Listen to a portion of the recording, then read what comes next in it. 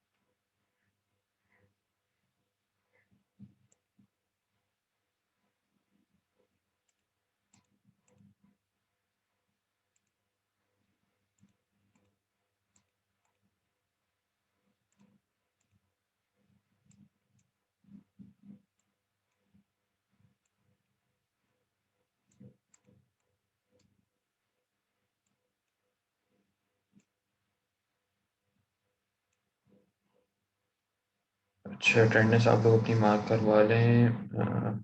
मैं आप लोगों के नाम कॉल करूँ तो आप लोग जो है माइक ओपन कर लें। ठीक है। अच्छा, अबसार असलम। जी, अबसार असलम। अच्छा, कशा अकरम। Present sir. ठीक है। हसन नूर। जी, हसन नूर। अच्छा, Rana Hamza Ali. Present sir. Mohammad Shahroz. Present sir. ठीक है। फबिया नकवी। जी, फबीहा नकवी। तानिया अयाज। तानिया अयाज। आसिर रफ़ी। आसिर रफ़ी। आगा लरोश खान। Present sir. ठीक है। सैयद मोहम्मद अनस। Present sir. ठीक है। Syed Uvais Noor. Present sir. Shaz Bin Arshad.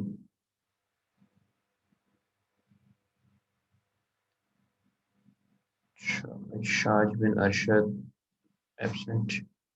Mohammad Saad. Present sir. ठीक है। सुमन सहर। Present sir. ठीक है। उमैमा वाहिद। Present sir. ठीक है। मोहम्मद हसनैन रजा।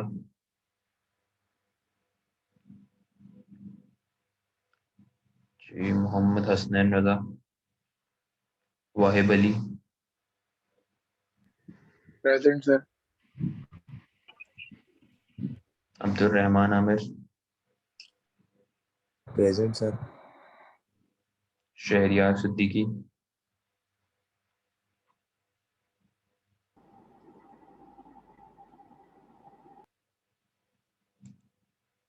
शायान अली। Present sir.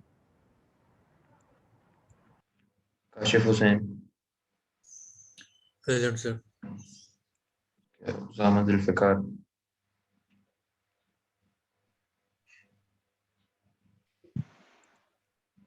राजा Hasan Ali. Present sir. Ashar Anas. Present sir. Sheikh Muzammil Ahmed. जी, शेख मुजम्मिल अहमद। हारिस खान,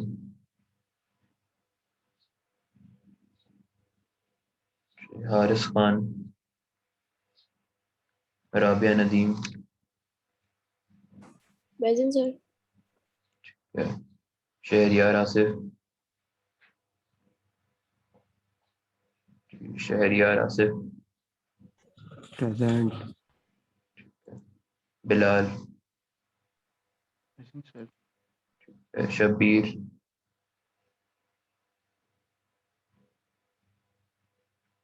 जी शब्बीर, शिजा नियाज,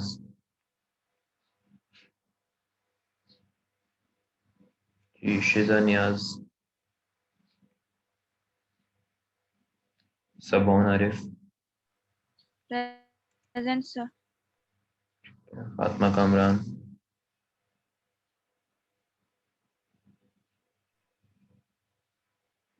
जी फातिमा कामरान,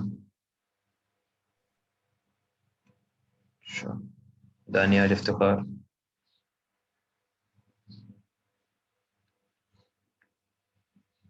अच्छा, Hammad Murtaza, sir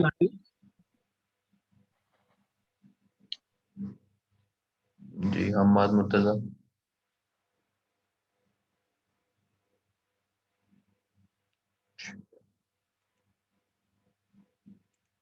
sir 9879 kindly mark my attendance.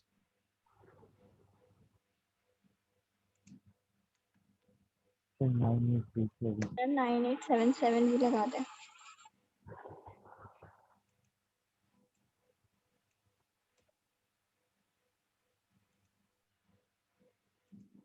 Sir, 937.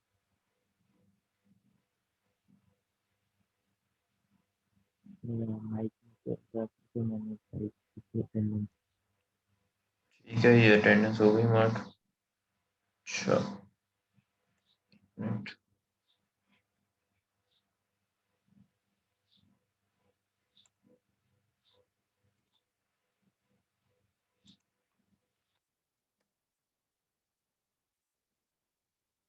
ये सब व्यू कर लें। 8th कॉलम के अंदर जो है 8 वीक की लैब जो है वो आपकी अगर किसी की एब्सेंट मार्क हुई है तो अभी ही बता दो।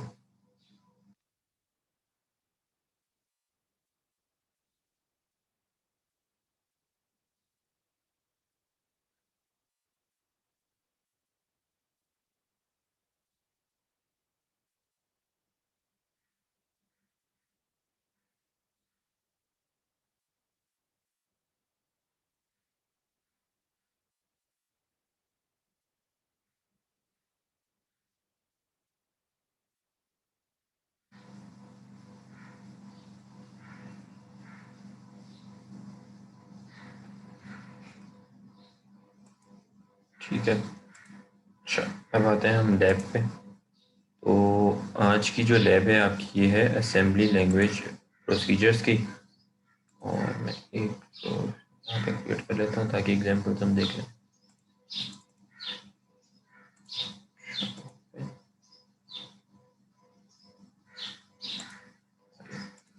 अच्छा, तो असेंबली लैंग्वेज प्रोसीजर्स क्या है हमारे पास, इसको आज हम डिस्कस करेंगे।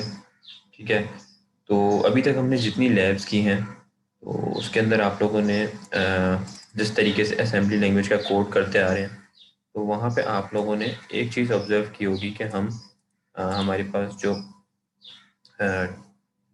असेंबली का कोड लिखने का पैटर्न है वो ये है। डेटा सेगमेंट, फिर कोड सेगमेंट और मेन प्रोसीजर। उस कोड सेगमेंट के बाद हमारे पास आता है मेन प्रोसीजर। ठीक है, तो अगर हम इसको एक एग्जांपल को देखें, ये तो एक सिंपल रैंडम की लूपिंग की एग्जांपल है। अगर इसको देखें तो यहाँ पे ये इस तरीके का हमारा कोड होता है असेंबली लैंग्वेज का। ठीक है, इसके अंदर हमने कोड सेगमेंट के अंदर जाने के बाद एक कॉल कराते हैं। ठीक है, ये आप लोगों को मैंने बताया है मेन प्रॉप यानी प्रोसीजर। ठीक है, अब इस प्रोसीजर के अंदर हम जो भी काम करेंगे, ठीक है, वो हमारे पास as a assembly language code run होगा। ये मेन प्रोसीजर जो जैसे आप लोग C++ पढ़ते हैं या जावा पढ़ते हैं, वहाँ पर भी इंटीजर मेन या मेन एक ब्लॉक लाजमी होता है जहाँ पे जाके आपकी सारे फंक्शंस कॉल हो रहे होते हैं, सारी क्लासेस कॉल हो रही होती हैं, ठीक है, ऑब्जेक्ट्स बन रहे होते हैं। तो ये असेंबली लैंग्वेज में हम मेन प्रोसीजर बनाते हैं और उसके अंदर अभी तक हम सारा काम कर रहे थे, ठीक है। और ये मेन प्रोसीजर इरवाइन 32 का एक बिल्ट इन फीचर है या बिल्ट इन फंक्शन है, इसको आप इस तरह समझ लें, ठीक है। अब अगर मैं चाहूँ कि जैसे ये मेन प्रोसीजर है और इसमें हम सारी चीज़ें कॉल करवा रहे हैं या कोई भी ऑपरेशंस परफॉर्म कर रहे हैं, एडिशन का, सब्ट्रैक्शन का, मल्टीप्लिकेशन का, व्हाट्सोएवर, कोई स्टैक परफॉर्म कर रहे हैं, जो भी कर रहे हैं, अगर तो मैं चाहूँ कि मैं अपना एक प्रोसीजर बना लूँ और उसके अंदर जो भी इंस्ट्रक्शंस मेरे पास हों वो सारे एक ही प्रोसीजर, एक ही नाम के अंदर, एक ही छत के नीचे आ जाए और उनको मैं जहाँ चाहूँ कॉल करवा लूँ, तो ऐसा हम कर सकते हैं। असेंबली लैंग्वेज प्रोसीजर्स के होते हैं, ठीक है। इसको हम प्रैक्टिकली भी देखेंगे, इसका सिंटेक्स क्या है बनाने का, रिटर्न किस तरह होते हैं, ये सारी चीज़ें हम देखेंगे। तो अगर आपको ये चीज़ समझनी है असेंबली लैंग्वेज प्रोसीजर्स हम क्यों बना रहे हैं या इसका क्या मकसद है, तो इसका बेसिक मकसद ये है कि आप जब इस तरीके का असेंबली लैंग्वेज कोड लिखते हैं, अब सपोज आपने ये जो मेन प्रोसीजर के अंदर ये लेवल 1 के अंदर काम हो रहा है, ठीक है, या फिर कोई ऐसा है कि सपोज एडिशन हो रहा है 2-3 दफ़ा, फिर मल्टीप्लिकेशन हो रही है 2-3 दफ़ा, ठीक है, और फिर आपके पास कोई स्टैक परफॉर्म हो रहा है। अब वो सारी इंस्ट्रक्शन जो 10 to 15 लाइन ऑफ कोड है, ठीक है, वो आप चाह रहे हैं कि वो एक स्टैंडर्ड कोड हो, उसके अंदर जो वैल्यूज रजिस्टर्स की जा रही हैं सिर्फ वो चेंज होती रहे और हर दफ़ा आप उसको कॉल करवाते रहें। तो ये इम्प्लीमेंट हो सकता है यूजिंग प्रोसीजर्स, क्योंकि असेंबली लैंग्वेज के अंदर हमारे पास, अगर आप असेंबली लैंग्वेज में देखें तो हमारे पास very large size of codes होते हैं, क्योंकि ये एक असेंबली लैंग्वेज है, लोअर लैंग्वेज है, लो लेवल लैंग्वेज है। जब आप कोई C++ पे काम करते हैं, जावा पे करते हैं या पाइथन पे करते हैं, तो वहाँ पे वो एक लो लेवल नहीं, वो एक हाई लेवल लैंग्वेजेस होती है। जब हाई लेवल लैंग्वेज होती है तो वहाँ पर आपके पास मल्टीपल, जैसे यहाँ पे हमें एक एक मूव कराना पड़ता है रजिस्टर के अंदर और एक एक चीज़ को हमें, हर इंस्ट्रक्शन को एक एक लाइन ऑफ कोड में हमें देना पड़ता है। तो वहाँ पे ऐसा नहीं है। पाइथन के अंदर आपके पास इतनी एडवांसमेंट हो गई है कि आपके पास एक लाइन ऑफ कोड के अंदर आप सिर्फ 2 वर्ड्स लिखते हैं और उसके अंदर आपका असेंबली लैंग्वेज का अगर आप देखें तो 30-40 लाइन्स ऑफ कोड उन 2 वर्ड्स के अंदर आ रहा होता है। तो वो किस तरीके से है? क्योंकि उनके बैक एंड के ऊपर पूरे पूरे प्रोसीजर्स बने हुए हैं, उसके भी लो लेवल लैंग्वेज में इसी तरीके की कोडिंग हुई हुई। तो प्रोसीजर्स आपको ये हेल्प कर रहे होते हैं कि आपके पास रीयूजेबिलिटी बढ़ा देते हैं कोड की, यानी कि आपने अगर कोई 5 लाइन्स ऑफ कोड है या 10 लाइन ऑफ कोड है जिसमें 3 दफ़ा एडिशन हो रहा है, फिर 2 दफ़ा मूव हो रहा है, फिर सब्ट्रैक्शन हो रहा है, फिर डिवीजन हो रहा है, तो वो इंस्ट्रक्शन अगर मुझे वही सेम टू सेम इंस्ट्रक्शन मुझे अपने 2000 लाइन ऑफ कोड के अंदर 15 दफ़ा कॉल करवाना है, तो मैं उसको क्या हर दफ़ा वही सारी चीज़ें कोड लिखूंगा? नहीं, उससे मेरी टाइम कॉम्प्लेक्सिटी भी बढ़ेगी। मैं एक ही दफ़ा एक प्रोसीजर बना लूँगा उन 5 और 10 लाइन ऑफ कोड्स का, और जब चाहूँगा उस प्रोसीजर के नेम से मैं उसको कॉल कराते रहूँगा। तो अब इसको हम देखेंगे कि प्रैक्टिकली इसका सिंटेक्स क्या है और इसको हम रन करके देखेंगे। आपका यहाँ पे मैनुअल भी ये कह रहा है कि आप असेंबली लैंग्वेज प्रोसीजर्स क्या हैं? प्रोसीजर्स और सब रूटीन, इसको सब रूटीन्स भी हम कह रहे होते हैं। Procedures or subroutines are very important in assembly language as the assembly language program tends to be large in very large in size। जैसे जो अभी आपको मैंने बात बताई, procedures are identified by a name, उनका कोई ना कोई नाम होता है, जैसे किसी फंक्शन का नाम होता है, किसी क्लास का नाम होता है, वैसे प्रोसीजर्स का भी नाम होता है।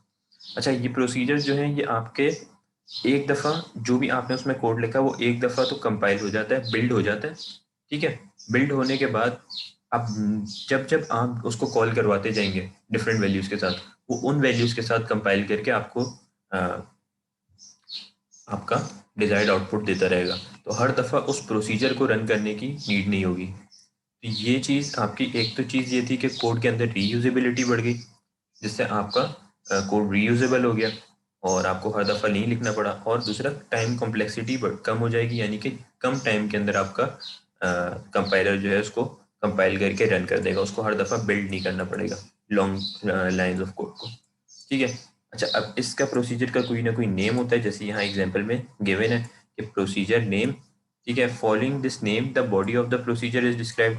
अब सिंटेक्स इसका क्या है, इसको लिखने का सिंटेक्स ये है कि आपने प्रोसीजर का कोई ना कोई नेम दे देना है, जैसे आप किसी लेबल का नेम देते हैं उस तरीके से आपने यहाँ लिख दिया प्रोक नेम, या कोई भी आपने नेम दे दिया कि एडिशन प्रोसीजर या जो भी, ठीक है, और उसके आगे कॉलन लगा दिया, तो ये प्रोसीजर की हेडिंग यानी कि प्रोसीजर का नेम आ गया।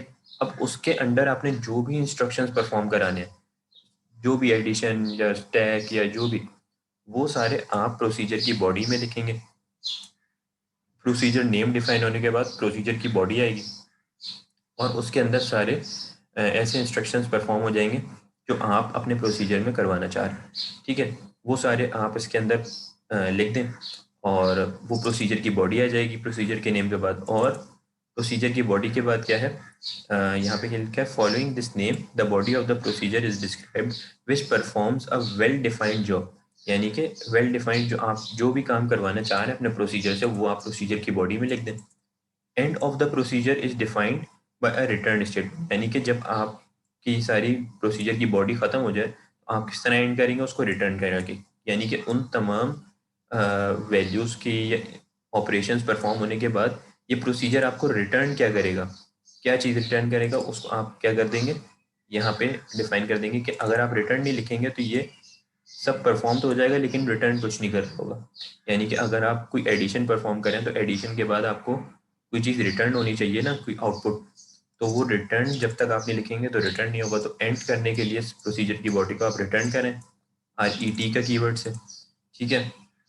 और उसके बाद हमारे पास यहाँ पे लिखा हुआ नहीं है सिंटेक्स में, लेकिन उसके बाद आपको, जैसे आप यहाँ पे मेन एंड प्रोसीजर कहते हैं, मेन यानी कि आपने मेन प्रोसीजर जब क्रिएट किया है मेन के नेम से, तो आप उसको मेन एंड प्रोसीजर भी कहते हैं। एंड पी मतलब एंड प्रोसीजर, ठीक है। तो मेन प्रोसीजर आपने ओपन किया तो मेन एंड प्रोसीजर। तो अब आप जब ये अपना प्रोसीजर क्रिएट करेंगे, आपने जिस प्रोसीजर भी नेम से क्रिएट किया होगा, सपोज एडिशन प्रोसीजर लिखा है आपने, एडिशन अंडरस्कोर प्रोसीजर, आप क्या करेंगे एडिशन अंडरस्कोर प्रोसीजर और उसके बाद एंड प्रोसीजर, या फिर एडिशन एंड प्रोसीजर। तो एंड आपको कराना लाजमी है, एंड करा दें, ठीक है।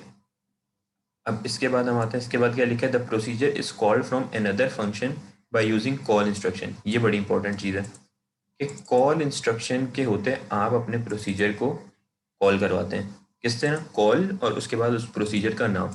एक दफ़ा तो आपने डिफाइन कर दिया प्रोसीजर नेम, उसकी बॉडी, उसका रिटर्न, ठीक है, और उसके बाद एंड प्रोसीजर। अब उसके बाद जब आप अपने मेन प्रोसीजर में जाएंगे, ठीक है, मेन प्रॉक के अंदर अपना कोई भी इंस्ट्रक्शन परफॉर्म करें, अब आपको अपना प्रोसीजर कॉल करवाना है, तो आप क्या करेंगे, कॉल इंस्ट्रक्शन, यानी कि उसको कॉल करो और उसके बाद उसका प्रोसीजर नेम। तो यहाँ क्या है, the call instruction should have the name of the called procedure as an argument shown below, यानी इसका सिंटेक्स है कॉल और फिर प्रोसीजर नेम, जैसे यहाँ आपने बनाया।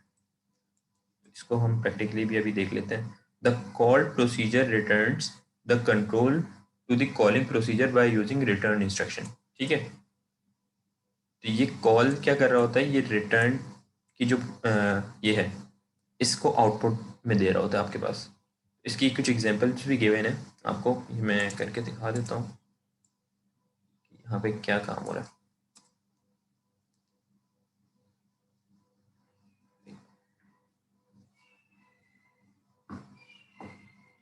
अगर हम एडिशन के लिए एक प्रोसीजर बनाए तो हमारे पास यहाँ कोड सेगमेंट में हम जाएंगे, ठीक है। हमने लिखा, जैसे हमने अभी डिस्कस किया था कि प्रोसीजर का नाम सपोज मैंने दे दिया एडिशन, ठीक है, और एडिशन प्रोसीजर, ये इसका नेम हो गया, जैसे यहाँ पे आपको गिवन था प्रोसीजर नेम, ये दे दिया, ठीक है। उसके बाद आपने क्या किया, एड EAX, EBX, ठीक है, यानी कि हम जब भी कॉल करवाएं और EAX और EBX में कोई भी वैल्यूज़ हो तो उनको ऐड करा दें, ठीक है। ऐड कराने के बाद क्या है, आप रिटर्न कर दें, रिटर्न की कीवर्ड से, जी यहाँ आपको रिटर्न का कीवर्ड गिवन है, ठीक है। और उसके बाद क्या है, इसके बाद आपने क्या किया, जैसे मेन एंड प्रोसीजर करते हैं वैसे आपने